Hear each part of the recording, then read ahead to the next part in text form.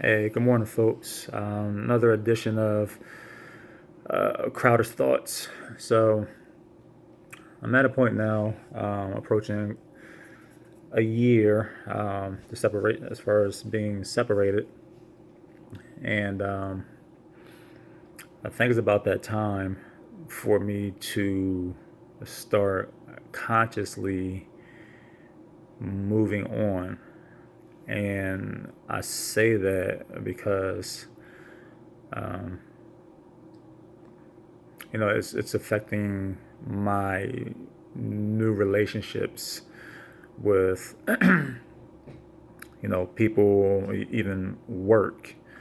Because for me, I'm always, anytime I get a little bit of downtime, like even like a couple seconds, I open the floodgates of emotional thoughts, and it all comes back, and I'm just stuck. I zone out, and being in people's company who genuinely loves being around me, with work, this is not fair to them. I can't give them my best for the duration which I'm there or supposed to be there. So driving home this morning, I was trying to really identify, like, why am I stuck? Why am I stuck and constantly thinking about my ex, my family that once was? And the answer is because I had a big heart, and all the things that I've done, sacrifice, was for them, whether that's acknowledged or not. And that's something that I've always wanted, cherished, and loved the thought of. So here's the first thing that I needed to admit to myself: I was rejected. Not because it speaks to my my character. It doesn't speak to it doesn't make me less of a person because you were rejected. You know your heart. The majority of people's opinion about you, and that should be a basis for, I guess, knowing yourself, a testimony to your character, to your stick to itiveness, just who you are. And because I was rejected, I also had to take in consideration that I was part of a process, the marriage, part of a process that was very challenging, and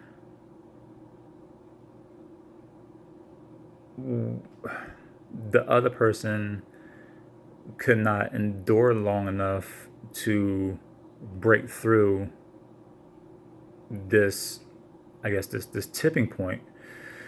And you're the face. I'm going to be the face of all of the associated bad feelings, anything negative. I'm going to be the face of that relationship. For people, they can't separate the relationship from the individual, and that kind of gave me a peace of mind, because I look at my actions once the request for a separation was made. I immediately went out and it's like, okay, we're at a point where we're just going to jump ship, or we want to ride this out.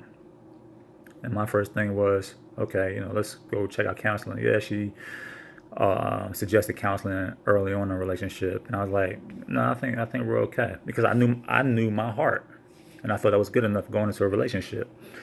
And I found out, despite that, it isn't. I mean, it's the foundation of who you are, but there's different things that you need to put into place to actually get through a marriage, any relationship for that matter. So I suggested counseling, and she's like, no, I suggested that before. And so I went out and grabbed a book. It's kind of backwards, but it's Lessons for a Happy Marriage by Paul Freeman. Amazing book. And read it a couple times, and it was just like an epiphany, just like, wow. So this is all the stuff that kind of was like plaguing our relationship, and now I understand. And for me personally, it eliminated any resentment that I had towards her. Any resentment or questions that I had about myself or towards myself, I was able to forgive myself, because you you don't know what you don't know. And with that being the case, you can find peace and say, you know what? I know my heart was good. I know that I did the best with what I had, with what I knew, and it didn't work. And once you find information that says, okay, these are the things that was missing from your relationship, you're like, okay, it's an eye opener. You learn. Marriage is a process that we don't practice, we don't study. So it's kind of like on board training. So um, that was my response. And so, I personally bought the book I purchased the digital copy of it, and I bought the hardback just to share with friends, just like, hey, if you can read this, I think we can really get on the same page and move forward. And I was prepared to do anything, and I'm still there. It's just like I tell people, like, I see the light at the end of the tunnel. Um, I understand. And it's kind of sad, like, I personally get to that point, and that person is just kind of like left behind, still tethered to a person that used to be my old version. And that's unfortunate, but I can't do anything about that. So you got to move on. I would like for her to wake up one day and say, you know what, I had a good person. I had a good um, I had a good husband. Despite his flaws or whatever. I had a good, a good father for my daughter, um, and just to, I don't know. You can't help but feel discarded, knowing your your worth, your heart, and then kind of like add insult, not insult, but to make matters worse, as you start getting involved with other people. For me, with other women, who's, I guess, I don't, not to put the other person down, but more mature, more battle tested, to have a better perspective on life and appreciation for things or other person, and hear like wow, like you're amazing. And this is not me just like putting on a facade and just like, oh, I'm perfect. No, I tell people, like, look, this is my flaws. This is the stuff that she vetted as far as being issues within our relationship. I own it. You can't grow if you can't own your issues. And they still find me to be amazing, a great catch. And it's just like, I don't know.